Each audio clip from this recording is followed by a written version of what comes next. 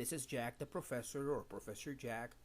I want to go ahead and extend this welcome again, this second part of week number 1 lecture. And this is the chapter on culture. Okay, chapter 1 was on the sociological perspective, and we discussed the theoretical perspectives. This is chapter 2, the chapter on culture. Okay, so what is culture?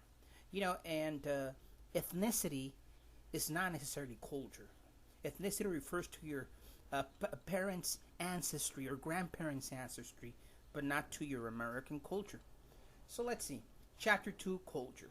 So what is culture? I will go ahead and further question you on it, okay? What is culture to you? There, I paused about a second or two there. So here's a question. Well, how do we define culture, first of all? Culture is both material and it's also symbolic. Culture is defined as the language, beliefs, values, norms, behaviors, even material objects that are passed from one generation to the next in a societal group. So, material culture being the first type is everything that is tangible. Objects that are tangible, technological creations, clothing comes into that area. Anything that is tangible, pretty much. But non-material culture is everything else that is symbolic. Culture, science, religion, etc. And by the way, you guys have an assignment, right? Assignment 1, essay, cultural artifact, will allow you to differentiate between material and non-material, because what I'm asking you here is for a cultural artifact. It has to be part of your material culture. It cannot be part of your non-material culture. So, for example, it may be your television. It may be, let's see, your car. It could go ahead and be your motorcycle. It could be your cell phone. But it cannot be books. Why? Because books encompass language, right? You need language to decode the information given in the book. So it's no longer part of your material culture, but part of your non-material culture. See, okay, well, dictionaries, books, etc. Yeah, the object indeed, it's an object, right? But what it has inside of the language piece of it does not correspond to material culture, corresponds to non-material culture because it's symbolic. Remember, the language is symbolic. It's not a cultural artifact anymore. So just make sure that you differentiate between the two, and this will allow you to develop this first essay more clearly and to understand exactly what you will choose for, rather what you will not choose for, okay? Unacceptable. Unless it's a photo album. A photo album has picture gives you 1,000 words. It's okay, right? But, other than that, if it's scripture, if it's writings, we cannot prohibit it, okay? Now, in culture, we have 6 components of symbolic culture, which is non-material culture.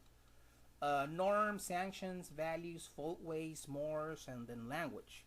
6 components of culture there for you. Pretty much identifies who you are, but then language is the most important of the 6. Why is language so important? Is the next question. I would go ahead and ask you, why would language be the most important? Understand that language is the vehicle, the cultural vehicle that we use to pass our value system, our identities, and so on from one generation to the next, right? Without language, we wouldn't be able to do that, right? So language is important to have in the culture, and it helps us to pass these values from one generation to the next, right? And so, if you try to, let's say you try to translate a poem from one language to the other, it's not possible because meaning is left behind. Meaning, behavior, emotions cannot be 100% translated from one meaning to another meaning. In other words, from one language to the other language. And so meaning, reality, your thought process are all together encapsulated in language. It's encapsulated. In other words, it pertains to who you are. It's part of who you are as a cultural group. Cultural identity is part of it. So you can't translate it 100%. And so here's the next question. What are the 7 subcultures of culture?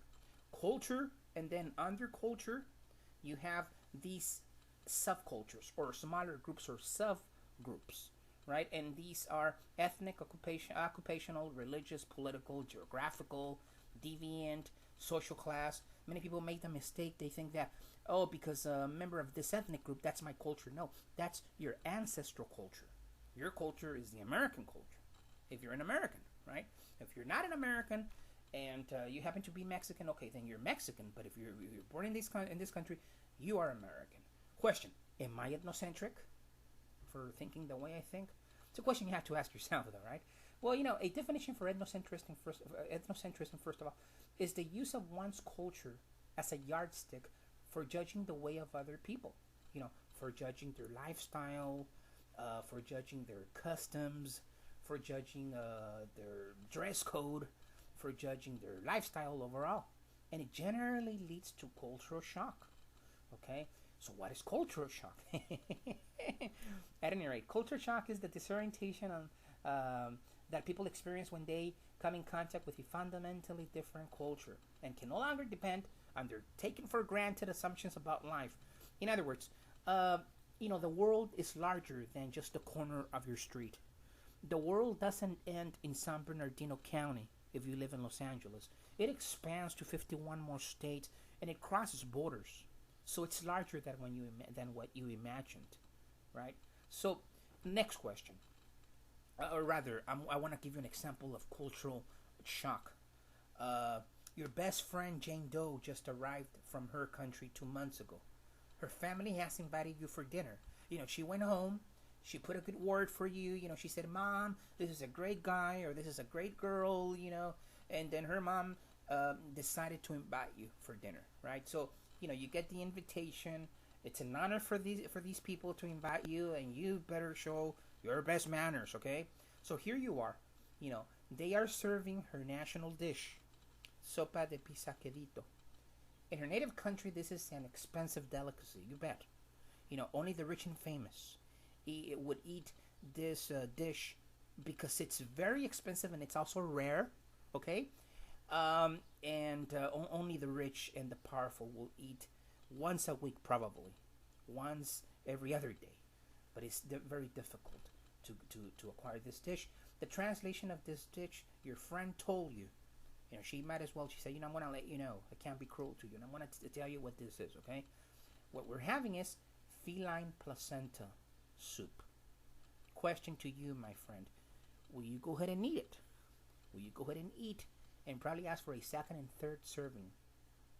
That's a good question to ask you. Well, you'll probably lose a friend there, right? If you walk away, right? So, that's an example of cultural shock. And, would I eat it? Would Jag have maybe a second and third serving? Maybe not, but, on an empty stomach, I'll probably eat about 5 or 6 times because I need a lot of protein in my body, but not likely anyways. Just a joke here, I probably wouldn't. And I wouldn't blame you if you didn't. It's an experience that shocks you, right? It's a culture shock experience. I have a curiosity that I would like to see if you guys would get more into it. You don't have to write or email me or call me, but just keep it in your mind. Question: what is the relationship between ethnocentrism and racism? Can a racist person be technically ethnocentric? Can a racist person be racist without being ethnocentric? Are both of these concepts related? What do you think? Keep these curiosities in your thoughts. You don't have to call me, and you don't have to let me know, and it's not going to be part of the midterm or final. Just, something that I want to leave you with. Anyways, this has been another wonderful experience with you guys, okay? Thank you very much being part of this experience all together. It's the second video lecture of Professor Jack's first week. Thank you very much again. And if you have any comments, post them on your post-week thoughts, okay? And this is Jag the Professor. Thank you very much. Bye-bye.